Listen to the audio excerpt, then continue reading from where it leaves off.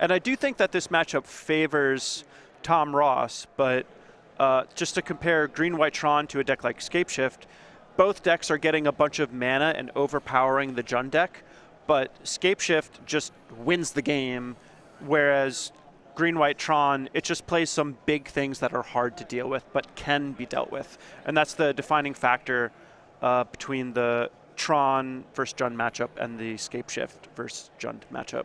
All right, well, Andrew is going to be on the play. Looks like he was on a mulligan to 6, and he's just going to lead off on a Bloodstained Mire. Tom has basically the start that you never want to see from a Tron deck. Tron piece plus Expedition map.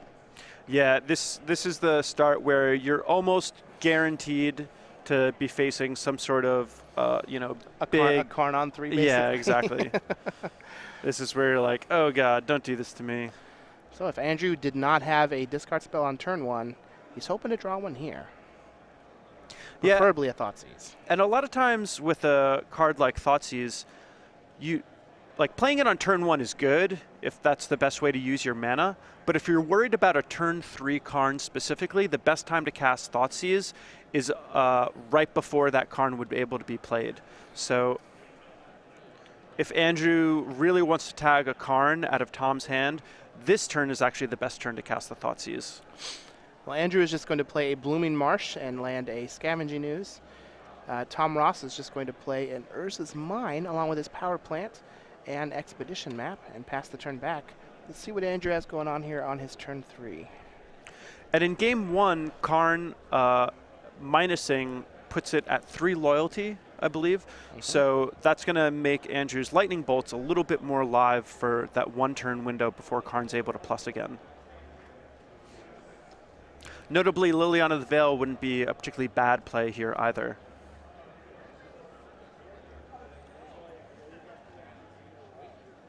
Nice. All right. Looks like we're going to get a Liliana from Andrew. I dig it. He's going to plus. And if Tom is able to drop a Karn and Andrew doesn't have a Lightning Bolt, things can look pretty bad for Andrew. But if Tom just has something like a Wormcoil Engine, that's actually something that Andrew can potentially slog through. Ooh, well, there is a Lightning Bolt that he's going to discard. It's a Black Border Lightning Bolt, though. That's looking like a good one. So if Andrew is discarding the Lightning Bolt, that makes me think he has a plan for not only a potential Karn, but also a potential Wormcoil Engine. All right, so Tom is going to go find an Urza's Tower with his Expedition map.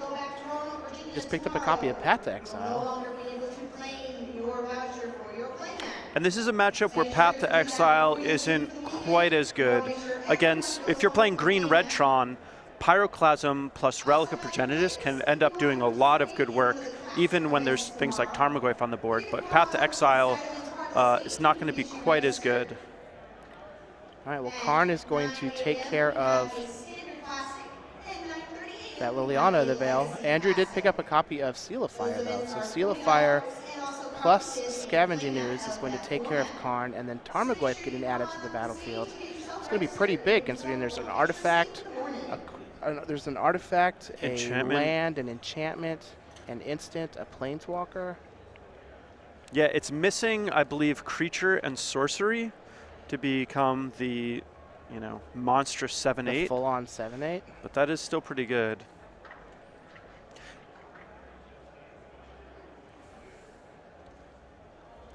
All right, so Tom just has a Chromatic Sphere and a Wormcoil Engine to follow up. And Wormcoil's looking real good right now. Wormcoil is looking good, but it is something that Andrew can beat. Currently, Tom probably doesn't want to race this Wormcoil. That's a wow. good top deck. All right, just ignore everything I said before. Tom has got this in the bag. All right, well, Andrew did have a Grim Flare to add to his board, but Tom found a copy of Ugin the Spirit Dragon on top. Comes down, it's going to -2 and clear Andrew's board. Wormcoil Engine will attack for 6, putting Tom up to 24 and drop Andrew down to 10. Andrew does have a Scavenging Ooze that he can use here, but Ugin Plus can take care of it. Wormcoil Engine's going to attack in. And Tom even has a World Breaker that he can use to get rid of one of Andrew's lands, considering he's missing land drops. Yeah, and Tom's got everything here. Tom basically had the perfect draw where he hit Tron and one source of green mana in addition to that, and then it's just been all gas. Well, Andrew's going to scoop it up in the face of these big, giant mana monsters. Tom Ross is going to take game 1 with green-white Tron against Jund. Let's take a look at these players' sideboards and see if we can figure out what their plan of action is going to be. On Tom's side, he has 3 Blessed Alliance, 3 Nature's Claim, 3 Warping Wail, 2 Rest in Peace, 2 Thragtusk, 1 Ravenous Trap, and 1 Ghost Quarter. How do we think Tom's going to sideboard? So I like the Rest in Peace as a way to hose Tarmogoyf as well as Grim Flayer. Thragtusk is also going to prove to be quite useful, as it's just like a really good mid-range body. And then he could consider bringing in a small number of Warping Wails. They can be good against cards like Maelstrom Pulse, and they can also tag Dark Confidant. Although the Warping, like the Thragtusks are in for sure, Warping Wails and Rest in Peace are kind of like up to Tom's discretion. Now on Andrew's side, we have 2 Ancient Grudge, 2 Kitchen Finks, 2 Fulminator Mage, a Damnation, a Chandra Pyromaster, 1 Engineered Explosives, an Olivia Voldaren, a Jund Charm, a Thragtusk, a Golgari Charm, an Obstinate Baloth, and a Grafdigger's Cage. What would you do here in Andrew's spot? So I like bringing in Ancient Grudge. It's a lot like Terminate, but just slightly better. Fulminator Mage is going to be coming in for sure. And I also like just bringing in more mid-rangey elements like Chandra Pyromaster, Olivia Voldaren, potentially even the Thragtusk, and Golgari Charm is something that might have some utility against some of Tom's sweepers, although not all of them. I think for the Jund player, he wants to have as much disruption as possible, but also be able to absorb some of the 2 and 3-for-1s that Tom presents in the form of Wormcoil Engine. That makes a lot of sense. Now, both of these players, I assume Andrew plays a lot of Magic, but I know that Tom does. He's got the black bordered lightning bolt, so probably. Fair enough. Now, Tom is in Roanoke, and one of the things that he likes to participate in when he's in town is SCG Game Night, and you too can have this in your local game store. So if you want to get some sweet swag and battle some Magic, let your local game store know to go to go.starcitygames.com/game night so they can get signed up to host this in their store. Every week in November, you can get the exclusive Mole Warden tokens and pins. It's a nice little parody off of Soul Warden. Every week in December, you can get Fin Tuition tokens and pins, which is pretty cool. And then in January, you can get Squeaky Cheeky Acorn Breaker tokens and pins, which is also pretty sweet. The art on that is actually really cool. Yeah, I like it a lot. And this kind of stuff, I also like it too because, you know, it's hard to make it to every single open, but if you get your local game store involved with this, you still get to basically participate in just some good Star City Games culture. So make sure you let your local game store know, go.starcitygames.com/game night so they can get signed up for those kits. And so I think for this game, Andrew's going to have a chance to be on the play. And what he really wants to do is line up a Thoughtseize with some of that pressure. We saw that he was able to basically handle the first 2 big plays that Tom made, but the 3rd and 4th play that Tom made in rapid succession really put the game out of reach. And Andrew really needs to rely on cards like Thoughtseize to tag some of their Ugins so that they never get cast. Yeah, I've played a little bit of the Tron versus Jund from the Tron side, and it just never feels good to get your big stuff Thoughtseize in the first couple of turns. All right, here we have a Blood Crypt for Andrew. Tom has an Urza's Tower and a Chromatic Star. An 0-1 Tarmogoyf for Andrew is going to come down. And Tom is just going to play a Power Plant, sacrifice his star, cast Sylvan Scrying, go get a mine.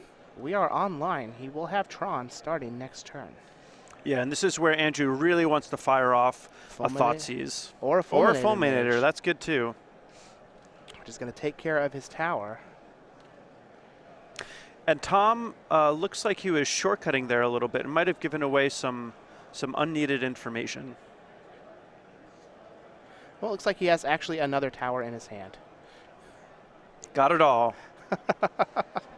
So there's a Chromatic Star. That Tarmogoyf is a 4/5 though, so he was able to knock Tom down to 16. Yeah, still pretty important. And we'll see what Andrew is able to follow up with here.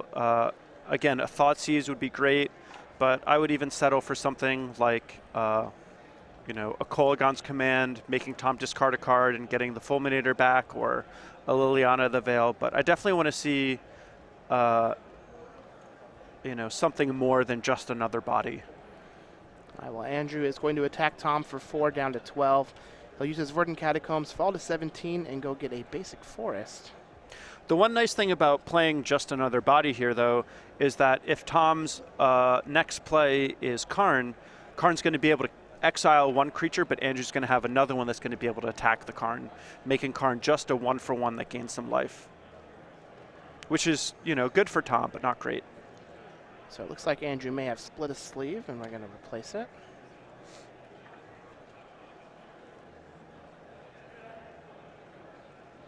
Another thing that would be really good for Andrew here is just to deploy 2 threats. Like, imagine he had a Grim Flayer and another Tarmogoyf, or a Grim Flayer and a Dark Confidant. 2/2 drops would be quite nice as well. Or 2 more Tarmogoyfs. Yeah, that would be great. And Tom is 1 mana off of being able to play an Ugin that he has. Wow, 2 more Tarmogoyfs. So now this is lethal on board. So what's Tom going to have? Well, if he has Tron plus Karn or Wormcoil here, and Karn, and then he can follow up with Ugin next turn. Mm-hmm. All right, well, Karn is going to take care of a Tarmogoyf. And Andrew would love to have another Fulminator Mage here. Or a Raging Ravine, even. Oh, Raging Ravine would be such gas. He just has a Blackleaf Cliffs. He's going to... Oh, and he's got the Fulminator. Which one does he hit? Tom has some... I think I would hit the tower. Tom has everything but tower in hand. Oh, and he hits the mine. So I think the reason he hit mine... Oh, this will still keep Tom off of Ugin mana, though. Yeah. So normally I like to repeatedly target the same land over and over again, preferably a tower because it produces 3. But this is going to work out all right for Andrew either way, but it's getting close. Yeah, so he's able to cycle his Chromatic Star to get white, path to exile that Tarmogoyf. Andrew's still going to be able to attack him down to 4 here. Yeah, attacking him down to 2 or 3 would be much better with cards like Lightning Bolt and Kolaghan's Command. 4 is still a fine life total for Tom Ross. Oh, actually, it's like it's going to be for 6. Oh, geez. Oh, that's huge. So that's going to knock Tom down to 2. Just what you asked for. Just what I asked for, yep. So this would also mean that a card like Chandra Pyromaster could be a little bit of a problem.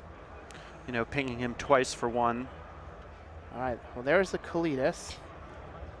Looks like he has Blessed Alliance, so he does have some ways to gain some life. Doesn't have white mana currently. He does not. Although it looks like this is going to be a turn for Ugin. And Ugin's pretty difficult to beat. All right, so Ugin's going to come down in -4, take care of the Tarmogoyf and the Kalitas. So we'll see what Andrew has. Do you think he left in his Lightning Bolts? I have my deck set up in a way where I can take all of them out. So it just depends on what Andrew has to, you know, like how exactly his post-board configuration is set up. It's good to keep in like 1 or 2 Lightning Bolts because you can kill a Karn that just killed a creature. You can kill half of a Wormcoil engine, and sometimes you can, you know, finish your opponent off. Well, Liliana is going to plus here. And one of Andrew's best top decks here is probably Raging Ravine. Yeah. Raging Ravine is able to dodge the Ugin. And Tom still doesn't have white mana for that Blessed Alliance. If Tom gets white mana online, then I think Andrew's going to be pretty close to drawing dead. But until that happens, Andrew has some good top decks. All right, Tom is going to plus his Ugin, deal 3 damage to Liliana. Andrew will play a land for his turn, plus Liliana again. Tom will discard a Tron piece. And this Liliana was something that could do a little bit of work in stressing out this this Ugin, but Andrew just drew 2 lands, so a little unfortunate for him. Ooh, and there's the white mana, so this is big. Yeah, that's going to allow him to gain 4 life next turn, and have a way to interact with like a Raging Ravine if Andrew happens to draw one. Yeah, this is looking pretty grim for Andrew. It's hard to have enough sideboard space for every deck that you face.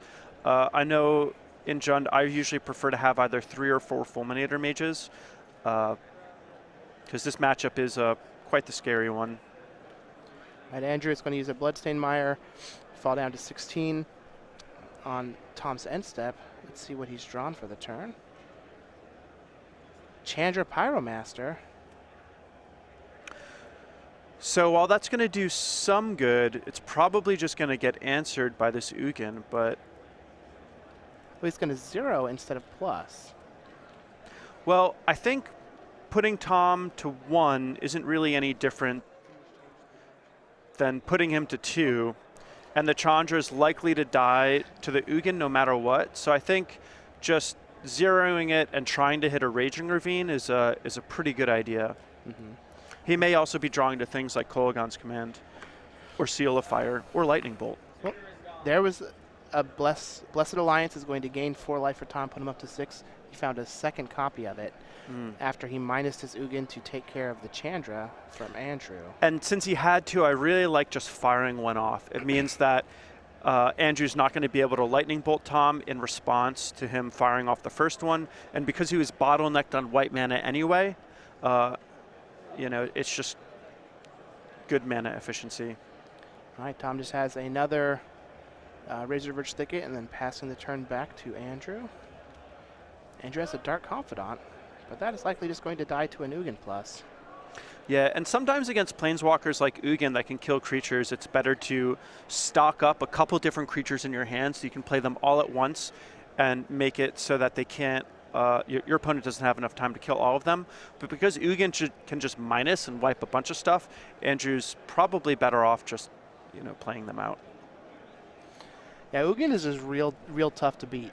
Yeah, it really is. I remember that card was in Standard. Ooh, it was a tough to beat. Mm-hmm. All right, there's the Tireless Tracker. And a Liliana. So, this is a little interesting. I would have liked saving the Tracker until He had a land. he had a land to play with it, because here Tom can just pretty easily -3 his Ugin and just get the clean 2-for-1. All right, and here's an Oblivion Stone, which on Andrew's end step he can put a Fate counter on his Ugin. Yep. So that it lives through an own stone activation. All right, Maelstrom Pulse is going to take care of Ugin. Bad news, I got another one in my hand. Yep. He's going to put a Fate counter on his own Oblivion Stone. Here's another Ugin plus. Deja vu. All over again. Yep. So, I think Andrew could have done... And Tom actually has. He had a Ghost Quarter, just got a second Ghost Quarter. Yeah, so to now have even protection Raging against Ravine. Raging Ravine. Yeah, so this game is likely locked up. Andrew and Tom are just going through the motions. Look at all the dice on that Ugin. Yeah. Do you ultimate next turn, or do you just plus it again? I would probably just plus it again. You've got basically everything locked up. The green-white Tron deck, it doesn't have a ton of win conditions. So... Okay, so he gets to draw 7 and then put 7 permanents onto the battlefield. And gain 7 life. So he doesn't get the cast trigger off of the Ulamog, but who cares? 7. We had just enough. And talk about a landslide victory for Tom Ross. Yeah. All right, there's an Ancient Stirrings. Let's see what else we can find. Oh, and a Wormcoil Engine. And once again, we see Tom just kind of playing with his food. Here we have a World Fire coming from Andrew, just going to reset everything. We got to terminate. What do you terminate here? Yeah, he just changes his mind. Dark Confidant. All right, we got a blocker. Got a blocker, check. Pass the turn. End step, a fate counter on the Ugin. And we are watching a man slowly bleed to death. All right, attack with everything. Trigger. Is he going to resolve the trigger? Man, you gotta admire this. Andrew's just going through all the motion. Just going to give all the information. They might play again in the top 8. Oh, I guess they'll have deck list by then. Imagine Andrew just has I don't know, like what could even do anything here, like a deflecting palm or something. All right, trigger resolves. Okay, trigger resolves. I'll terminate the Thrag Tusk. All right, I'll get a beast. Does he have something for the Worm Coil engine? Ancient Grudge, the And Worm he's got Coil something, engine. so he's not. Oh wait, Yeah, he's still taking 10. dead. For a second, I thought I was like, did he buy another turn? Is there anything that he can do? But just going through the motions. Came here to play Magic. Oh yeah. Wanted to play all of his cards. I certainly appreciate the fighting spirit. You know. Yep. Tom Ross is going to take that match.